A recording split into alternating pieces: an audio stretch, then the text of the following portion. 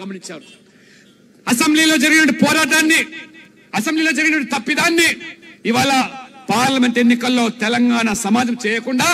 ఇవాళ ఏకపక్షంగా మోదీ గారి పట్ల ఉన్న నమ్మకంతో మోదీ యొక్క ప్రపంచానికి అనుగుణంగా తెలంగాణ ప్రజలు కూడా ఇవాళ స్పందించి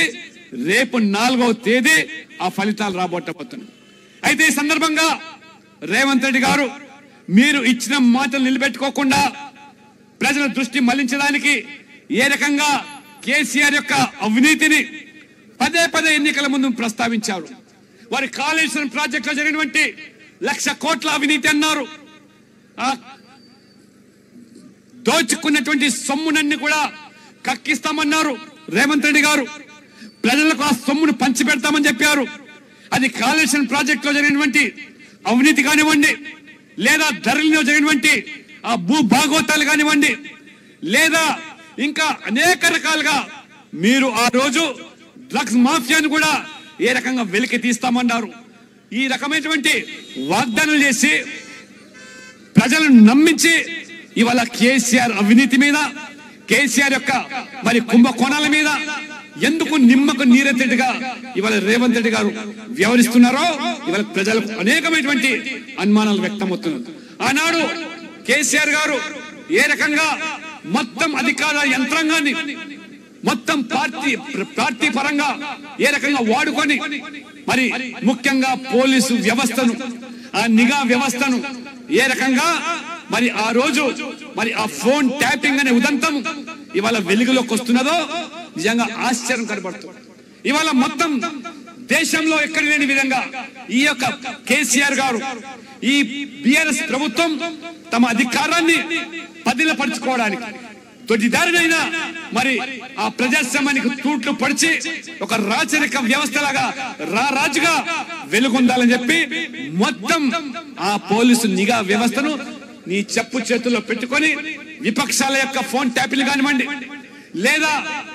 ప్రతిపక్ష నాయకులు ఎవరైతే మరి ఆ రోజు వీరోచితంగా పోరాటం చేసి ఈ యొక్క ప్రభుత్వానికి బుద్ధి చెప్పడానికి ప్రజలు సమాయత్తం చేస్తున్నారో ఆ నాయకుల యొక్క ఫోన్లు ట్యాపింగ్ చేయడమే కాకుండా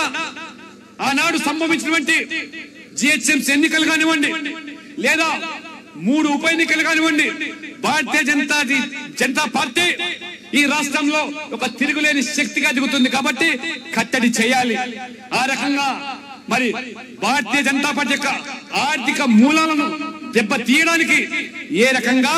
మొత్తం పోలీసు వ్యవస్థను మరి ఆ రోజు మరి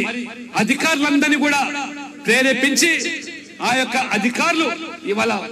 మొత్తం కూడా మీ భాగవతం బయట పెడుతున్నారు. ఎవరైతే ఇవాళ జైలు ఊచలు లెక్క పెడుతున్నారో విధి లేని పరిస్థితుల్లో ఆ రోజు పెద్ద ఆయన చెప్పిన విధంగానే మేము చేశామని తప్పితే, ఆ ప్రభుత్వానికి అనుగుణంగానే మేము పనిచేస్తామని తప్పితే మాకంటూ వ్యక్తిగతంగా లేదని ఇవాళ వారు ఇచ్చినటువంటి ఈ కన్ఫెషన్ స్టేట్మెంట్స్ ఇవాళ చూస్తూ ఉంటే మొత్తం ఈ రోజు ఇన్ని పేజీల కన్ఫెషన్ లో మొత్తం దేశమంతా కూడా ఇవాళ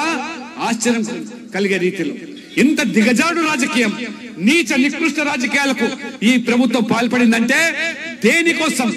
ఇవాళ అక్రమంగా సంపాదించిన సొమ్మును ఏ రకంగా దాచుకోవడానికి, లేదా నీ యొక్క వారసత్వంలో భాగంగా మళ్ళీ కొడుకును ముఖ్యమంత్రి చేయడానికి ఏ రకంగా వివరించారో ఆ 3 ఉప ఎన్నికల్లో కూడా బీజేపీ యొక్క ఆర్థిక మూలం దెబ్బతీయడానికి ఈ ఫోన్ ట్యాపింగ్ ద్వారా ఏ రకంగా దెబ్బ కొట్టారో అదే రకంగా పూర్తిగా ఈ యొక్క వ్యవస్థను కూడా మొత్తం ఈ యొక్క పోలీస్ యంత్రాంగాన్ని, నిఘా వ్యవస్థను మేము అధికార పార్టీ టిఆర్ఎస్ పార్టీ యొక్క మరి ఆర్థికపరమైన వనరులను, ఓటర్లను కొనుగోలు చేసడానికి అవసరమైన డబ్బును